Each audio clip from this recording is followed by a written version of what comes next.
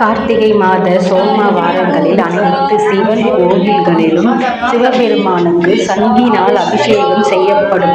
பெரும்பாலும் 108, 1008 என்ற எண்ணிக்கையில் அடுக்கி வைத்து அதில் நீர் ஊற்றி பூக்கள் போட்டு மந்திரங்கள் ஓதி பூஜை செய்து அதன் பிறகு அந்த மந்திர சக்தி நிரம்பிய சங்கு தீர்த்தத்தால் சிவபெருமானுக்கு அபிஷேகம் செய்யப்படும்.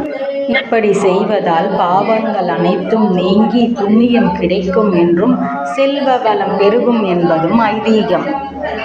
ஓம் என்னும் ஓங்காரத்தின் ஒளியான பிரபஞ்ச சக்தியை உள்ளடக்கிய வலம்புரி சங்கில் தீர்த்தத்தை நிரப்பி பரம்பொருளான சிவபெருமானுக்கு அபிஷேகம் செய்வது தனி சிறப்பானதாகும். ஓம்காரம் நிரம்பிய வலம்புரி சங்கில் நிரப்பப்படும் நீர் கங்கைக்கு இணையான புனிதத்தன்மை கொண்டதாகும். அபிஷேக பிரியரான சிவபெருமான் அவருக்கு கங்கை நீரால் அபிஷேகம் செய்வதால் பரமானந்தம் கொண்டு நமக்கு நல்லாசி வழங்குவதாக ஐதீகம். வலம்புரி சங்கு என்பது மகாலட்சுமியின் அம்சம் கொண்டதாகும்.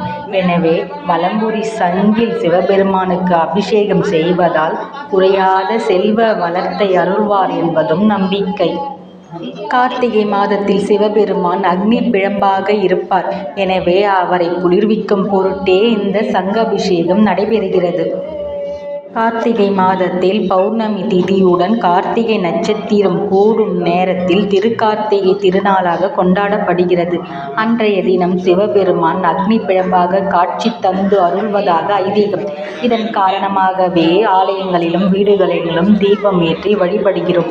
இந்நாளில் சிவபெருமானின் உடல் அதிக வெப்பத்தை தாங்கும் விதமாக அதற்கு முன்னதாகவே வரும் திங்கட்கிழமைகளில் அதாவது சோமவாரத்தில் சிவபெருமானுக்கு சங்கபிஷேக பூஜை நடத்தி அவரை குளிர்விக்கப்படுவதாக நம்பிக்கை.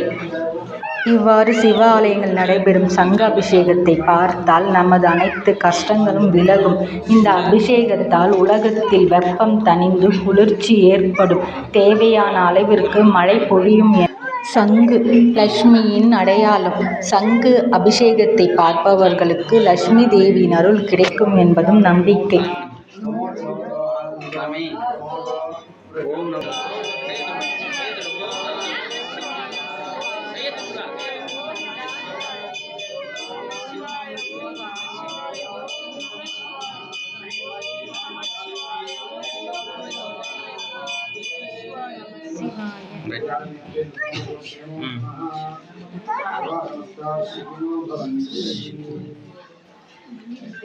தெரியும்